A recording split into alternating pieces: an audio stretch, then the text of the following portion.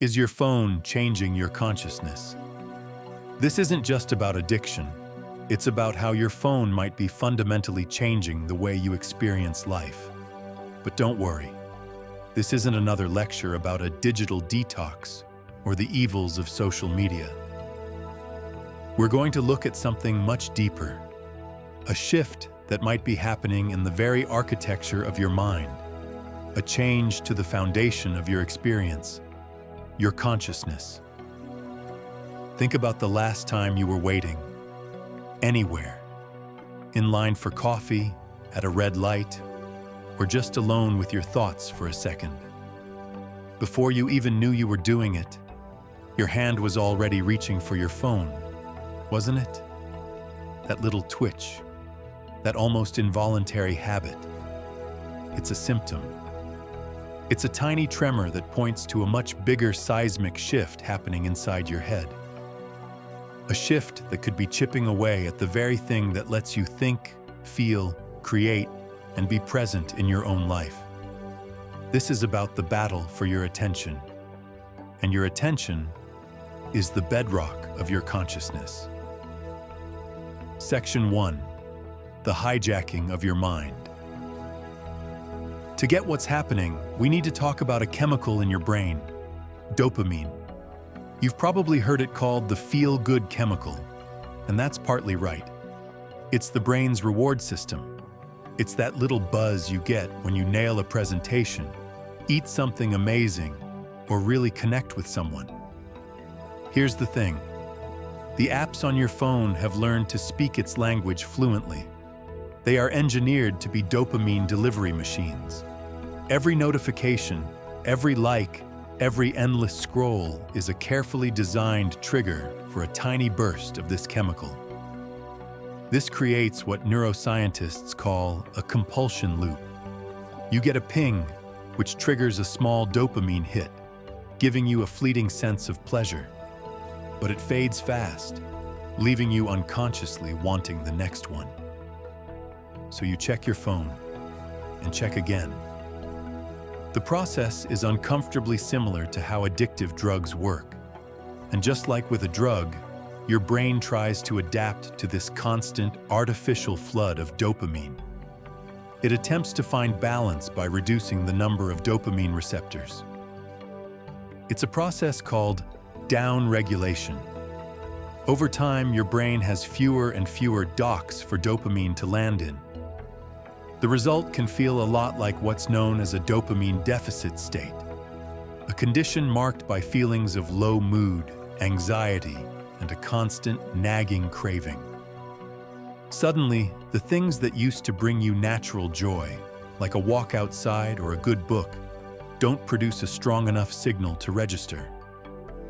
An apple just doesn't taste as sweet when you've been mainlining digital sugar.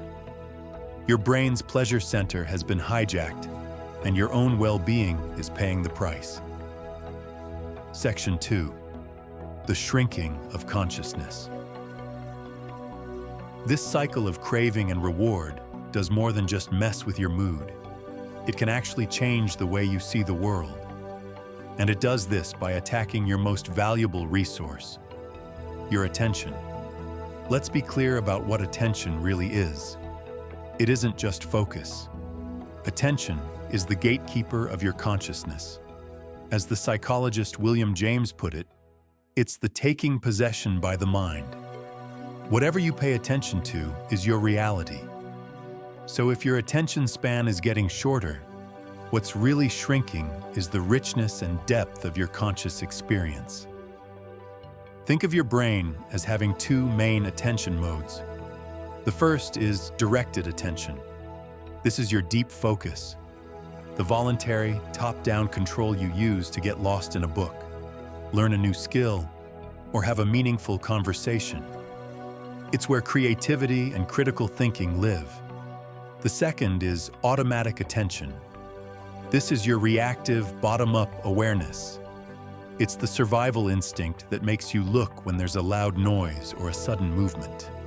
Our phones, with their non-stop barrage of pings and rapid-fire content, are training our automatic attention relentlessly.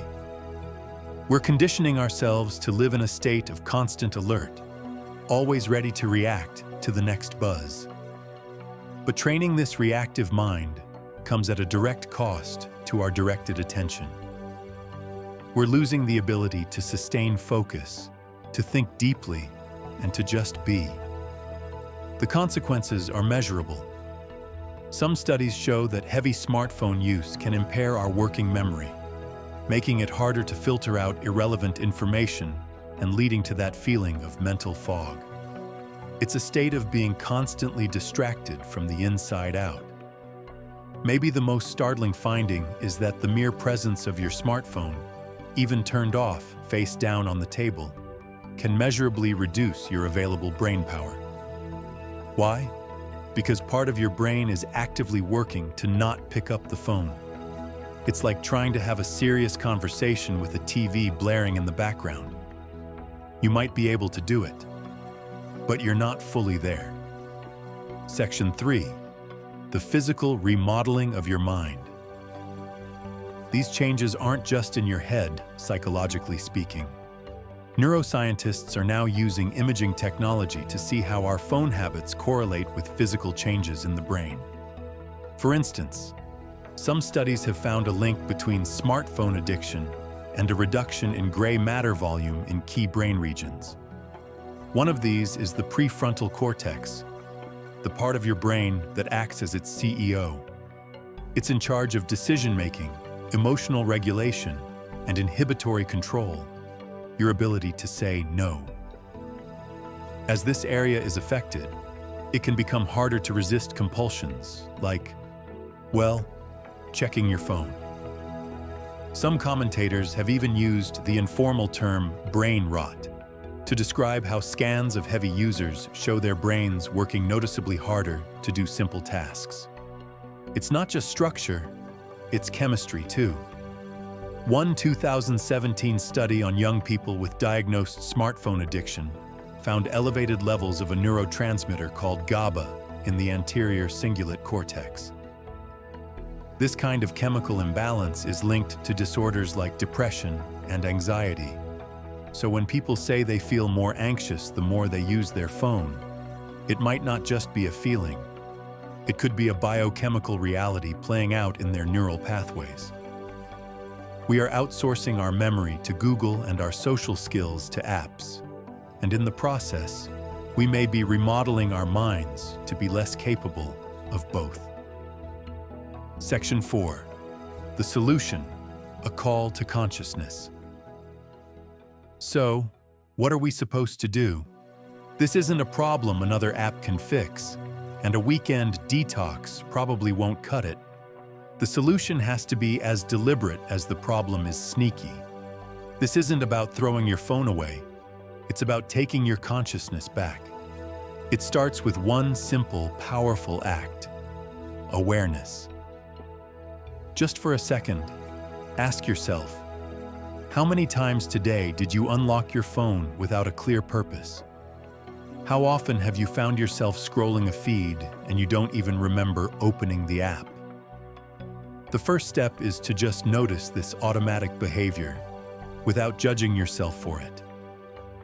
The opposite of being automatic is being intentional. The goal is to shift from a reactive relationship with your phone to an intentional one. You can start by creating strategic friction. Move your most used apps off the home screen and into a folder. Turn off every notification that isn't from a human being. Make yourself type in a password instead of just glancing at your phone. Each tiny bit of friction creates a pause, an opportunity for your conscious mind to jump in and ask, do I really want to do this right now? Next, you have to actively practice the one thing our phones have trained us to avoid: stillness. Schedule time in your day to do nothing. Go for a walk and leave your phone at home. Just sit in a chair and let your mind wander. It's going to feel weird at first. You'll feel the pull, that phantom vibration in your pocket. That's the feeling of withdrawal. But boredom isn't the enemy. It's the petri dish for creativity. In those quiet moments, your brain makes new connections, solves problems in the background, and lets your directed attention finally heal. And finally, try single tasking. When you eat, just eat. Don't scroll. When you're listening to music, just listen. Don't answer emails. When you're with someone, give them the most valuable gift you can in the 21st century, your full, undivided attention. Reclaiming your mind is a personal journey, but it's one we're all on together. So I want to ask you, what's one small change you're going to make this week to take back your attention? Share it in the comments. Reading through everyone's ideas is incredibly powerful, and your strategy might be the one that helps someone else take that first step.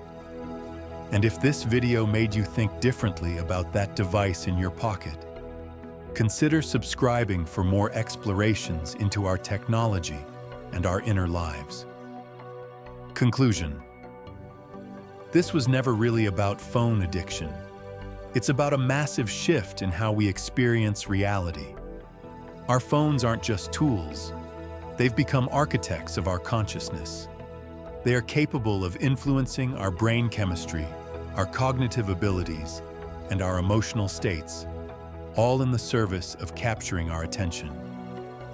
But the power to decide what gets that attention is still yours. Your consciousness is the most valuable thing you will ever own. It's the lens for your entire existence. Don't give it away for free. Choose with intention what you pay attention to. Because what you pay attention to is what you become.